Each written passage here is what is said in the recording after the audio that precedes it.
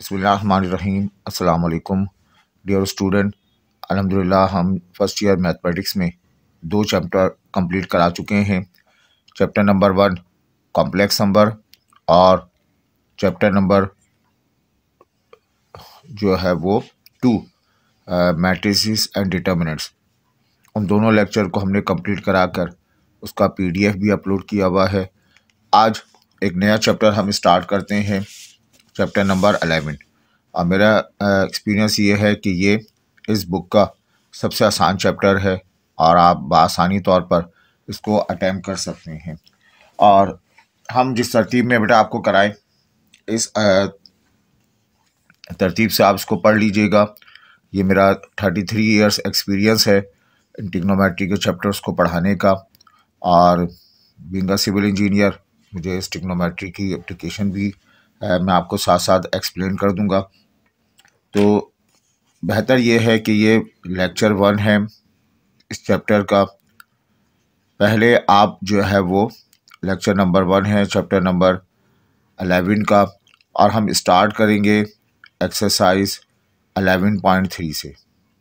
पढ़ाने का तरीका भी ये है कि वो एक्सरसाइज जो सबसे आसान हो वो पहले पढ़ाई जाए, उसके बाद ग्रेजुअली डिफ़िकल्ट एक्सरसाइज 11.3 के बाद 11.4, फिर 11.2 और 11.1 इंशाल्लाह हम करा देंगे। ये ओल्ड बुक में इस चैप्टर का नाम था सॉल्यूशन ऑफ ट्रायंगल। इस बुक में इस चैप्टर का नाम रखा गया एप्लीकेशन ऑफ ट्रिग्नोमेट्री। तो बेटा यहाँ देखें, हम बात करेंगे पहले ट्रायंगल की बात करें। What do you mean by triangle? Triangle कहते हैं, आप कहेंगे any three sided close shape. ये क्लोज होना ज़रूरी है। Any three sided close figure, उसको आप क्या नाम देंगे? ट्रायंगल का नाम देंगे।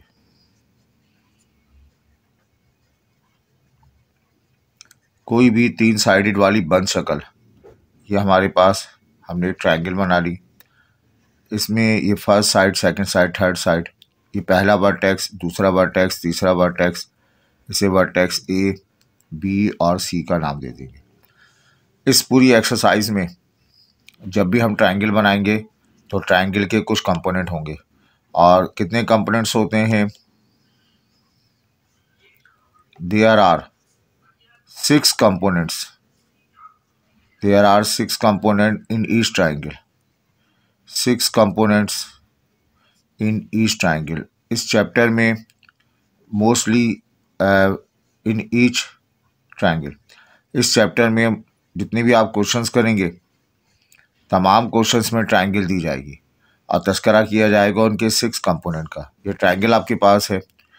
वर्टेक्स ए के सामने वाली साइड को स्मॉल ए कहते हैं, वर्टेक्स बी के अपोजिट साइड को स्मॉल बी, वर्टेक्स सी के अपोजिट साइड को स्मॉल सी। बच्चों, ए पर बनने वाला है एंगल अल्फ़ा, बी पर बनने वाला है एंगल बीटा और सी पर बनने वाला है एंगल गामा कहलाएगा। 6 कंपोनेंट हैं। 3 साइड्स होती हैं। 3 साइड्स, वो साइड कौन कौन सी हैं? ए बी सी।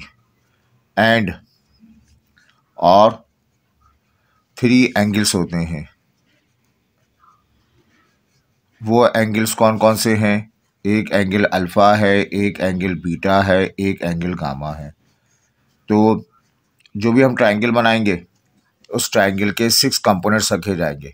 3 साइड्स होंगी ए बी सी, 3 एंगल होंगे अल्फ़ा बीटा गामा। क्लास 10 में एक थ्योरम पढ़ा आपने। क्या थ्योरम था? Sum of all internal angles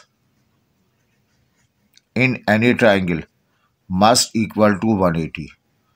कोई भी ट्रायंगल है, उसके इंटरनल एंगल का सम, यानी alpha plus beta plus gamma, हमेशा किसके बराबर होगा? 180 डिग्री के बराबर होगा। ये एक इम्पॉर्टेंट रिलेशन है। इस एक्सरसाइज के बहुत सारे क्वेश्चंस में करेंगे कि sum of all internal angle must equal to 180। इसका फ़ायदा क्या होगा? जब कभी ट्रायंगल में 2 एंगल पता हो तो थर्ड वन इस फार्मूले से मालूम कर सकते हैं। जब कभी ट्रायंगल में दो एंगल पता हो तो तीसरा एंगल इस रिलेशन से। एक एग्जाम्पल हमने लिख रहे हैं यहाँ पर, बेटा अल्फा की वैल्यू बीटा की वैल्यू गिवन है और एंगल गामा मालूम करना है। क्या रिलेशन है इन तीनों एंगल का सम 180 डिग्री के बराबर होता है।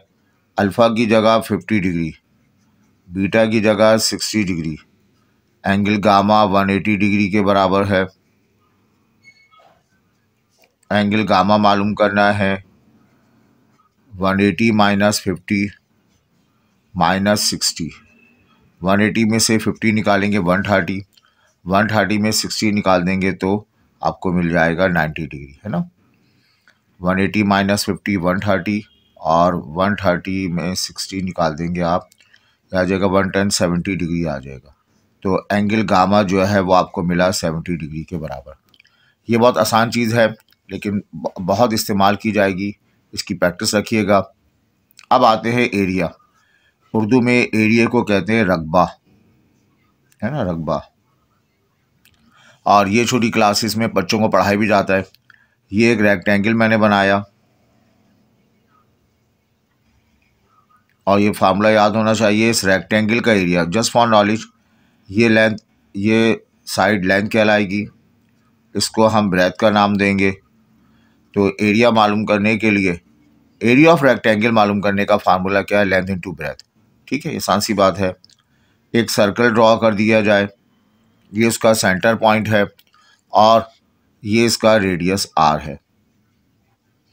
अब इस सर्किल का सतह, इस सर्किल की सरफेस जो है उसका एरिया मालूम करना है, तो उसका फार्मूला है पाई r स्क्वायर।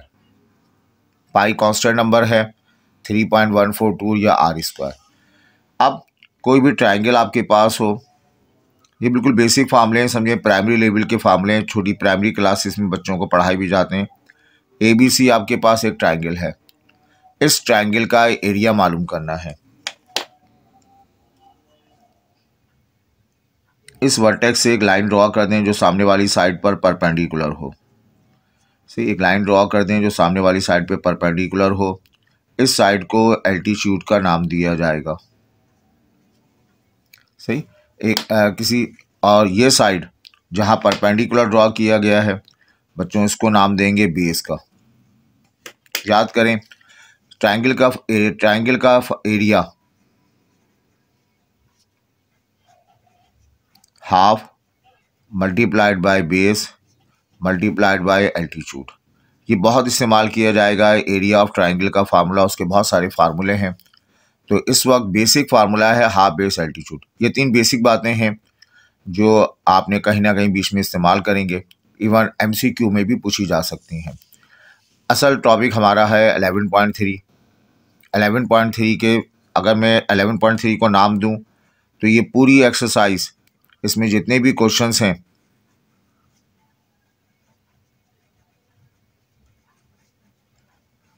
उन तमाम क्वेश्चंस में आपसे जो पूछा गया है वो एरिया ऑफ ट्रायंगल पूछा गया है।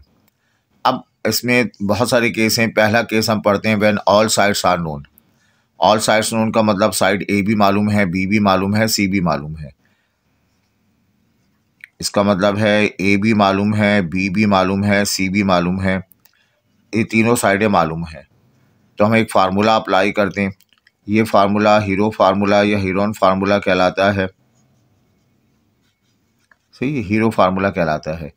ये आपके कैलकुलेटर में भी फीड हुआ है, प्रोग्राम हुआ है, और जब आप उससे भी निकाल सकते हैं।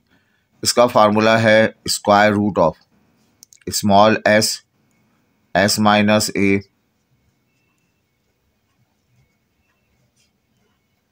s माइनस c, और ये स्क्वायर रूट बाहर रहेगा।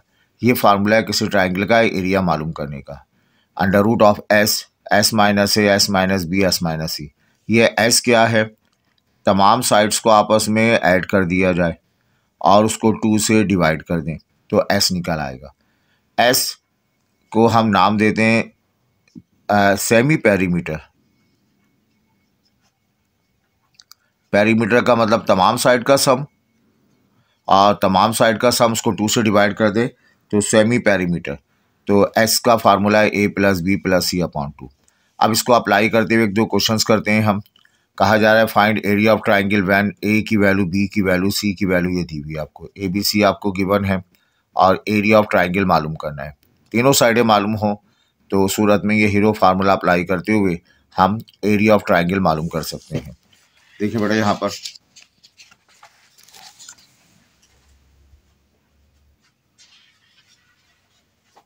इसमें हम अप्लाई करेंगे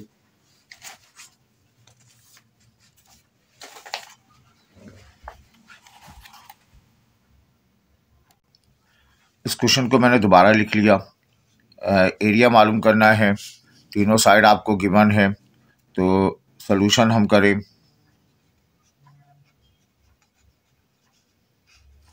और इसका सॉल्यूशन जो है वो ये तीनों साइडें आपको गिवन है।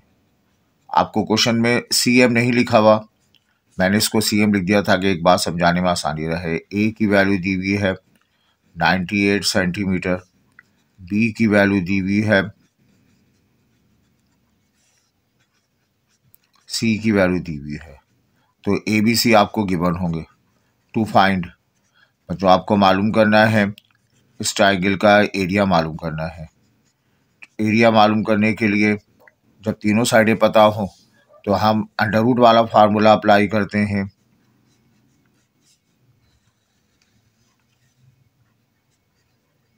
S, S minus A, S minus B, S minus C. इस लेक्चर को साथ साथ कॉपी करने की ज़रूरत नहीं है, इसका पीडीएफ जो है वो लिंक में मौजूद है, वहाँ आप इसको डाउनलोड करके देख लें। आपको जो है वो पूरा लेक्चर जो है आपको मिल जाएगा, वहाँ से आप कॉपी कर लें या आप वहाँ से जो है वो फोटोस्टेट वगैरह करवा लें। ये देखें यहाँ पर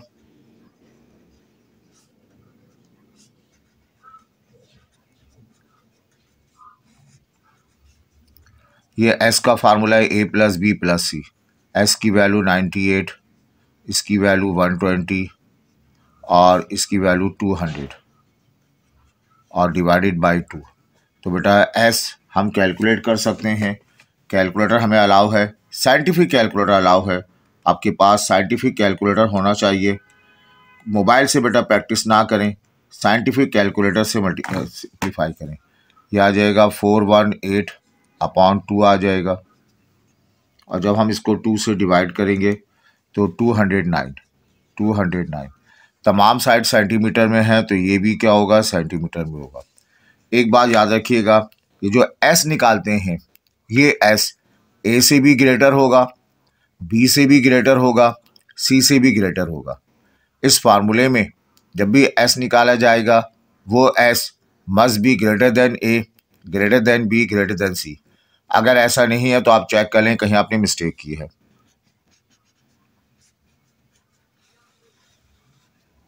अब बच्चों ये सारी वैल्यू रिप्लेस कर दें।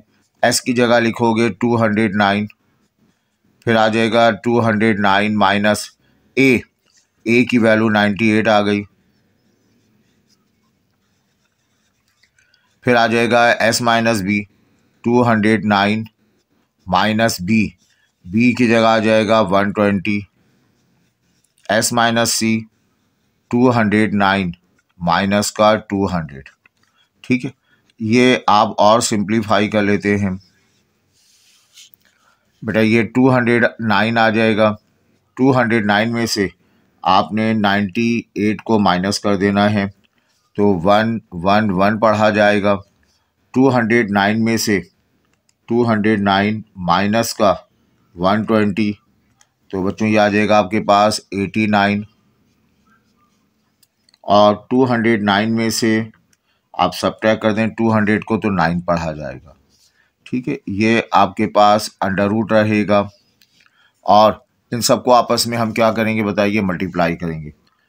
तो बच्चों 209 multiplied by 111 multiplied by 89 multiplied by 9 U becomes 18582399।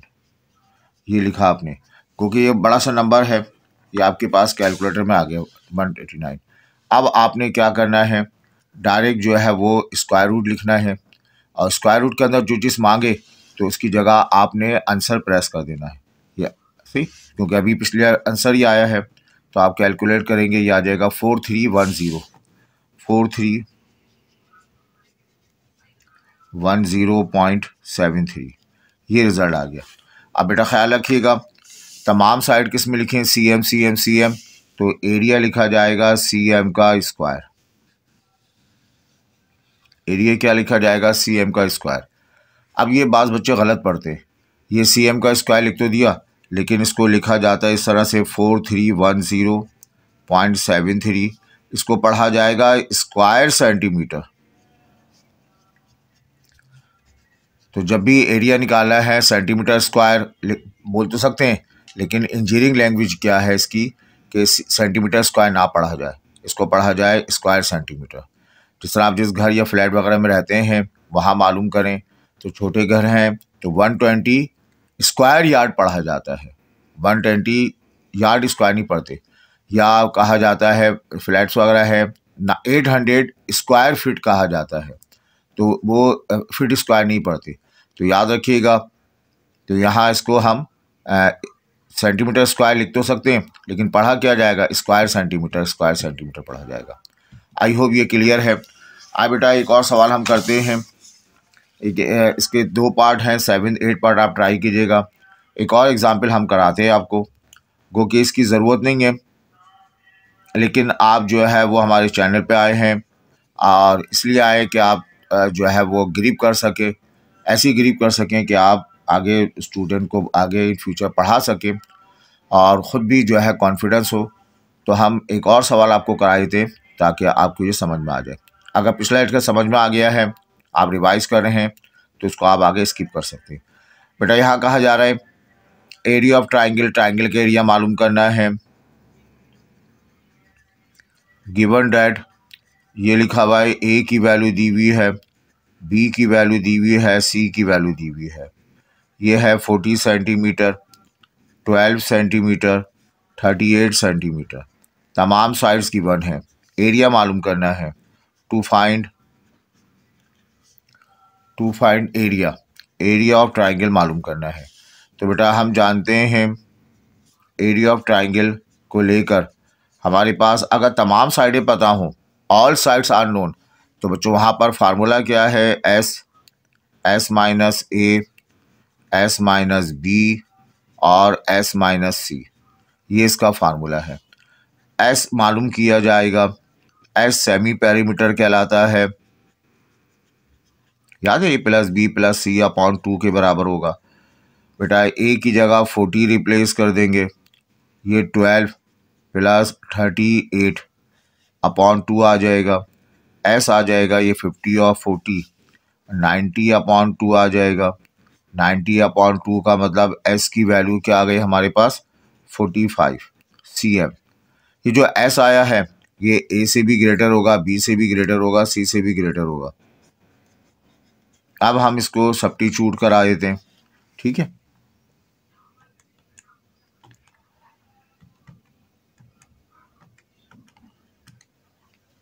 तो अब रिप्लेस करो बेटा, यहाँ पे 45 माइनस 40, 45 माइनस 12 और 45 माइनस 38। अब आप इसको सब्स्टिट्यूट कर देंगे अंडर रूट के साथ सिंप्लीफाई कर लीजिए, ठीक है। तो ये आ जाएगा आपके पास 45 में 40 निकालेंगे यू गेट 5, 12 निकालेंगे तो यू गेट 33, है ना। 45 में 12 निकालें 35 और 33, और ये 38 निकालें तो ये 7 बच जाएगा। तो ये आपके पास एरिया की वैल्यू आ गई, ठीक।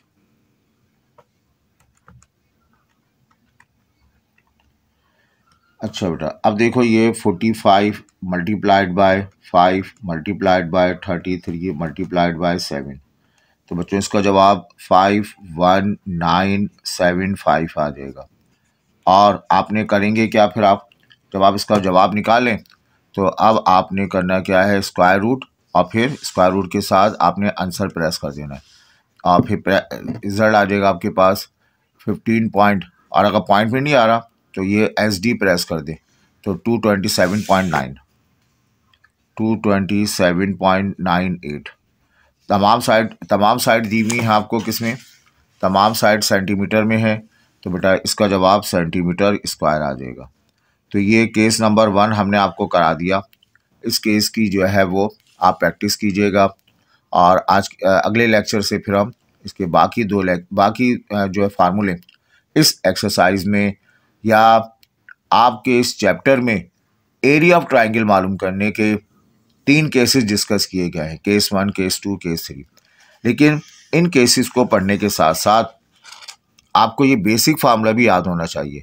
हाफ बेस एल्टीट्यूड, जो हमारे यहाँ बच्चे ओ लेवल के सवाल करते हैं उनको ये फार्मूला बहुत अच्छा याद होता है, वो ज़्यादातर सवालात इसी फार्मूले की मदद से करते हैं। लेकिन आगे इंजीनियरिंग बुक्स वगैरह में आपको इन फार्मूलों की ज़रूरत भी पड़ेगी, जो इस एक्सरसाइज 11.3 में आपको कराए जा रहे हैं। आई होप आज का लेक्चर बड़ा आसान सा था। इंशाल्लाह इस चैप्टर आप जो है वो बहुत आसानी से कवर कर लेंगे और आपको ग्रिप भी हासिल हो जाएगी इस चैप्टर में। इंशाल्लाह अगले लेक्चर में हम और चीज़ें पढ़ाएंगे। अपना ख्याल रखें, अपने दोस्तों के साथ इस वीडियो को शेयर करें ताकि मैक्सिमम बच्चों का इसका फ़ायदा हो। अपने कमेंट से आगाह करें आपको ये लेक्चर सीरीज़ से कितना फ़ायदा हो रहा है। Thank you.